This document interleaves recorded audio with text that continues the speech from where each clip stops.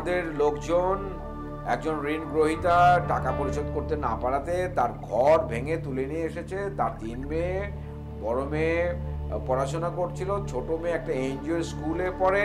সুতরাং এই সমস্ত ঘটনার পরিপ্রেক্ষিতে যেটা দাঁড়িয়েছে, সে যেভাবে কনক্লুড করেছে সেটা হচ্ছে যে সমস্ত লোকজন, এলাকাবাসী সবাই ক্ষেপে গেছে, সুখ উন্নয়ন ফাউন্ডেশনকে ধিক্কার জানাচ্ছে, অন্যদিকে এনজিও যে স্কুল আছে তাদেরকে তারা খুব বাহবা দিচ্ছে। ও তাহলে তো ভাইয়া আমরা একটা কাজ করতে পারি, আমরা একটা স্কুল প্রতিষ্ঠা করতে পারি। স্কুল চুপ প্রতিষ্ঠা করো, ওই অনলাইন পত্রিকার সাংবাদিককে ম্যানেজ করার চেষ্টা করো। জি ভাইয়া।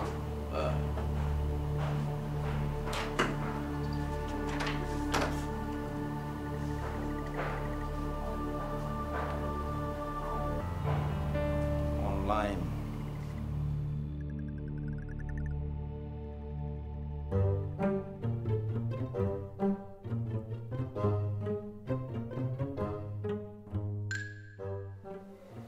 হে আল্লাহ, এই নতুন দম্পতিকে তুমি সুখে শান্তিতে রাখিও আল্লাহ।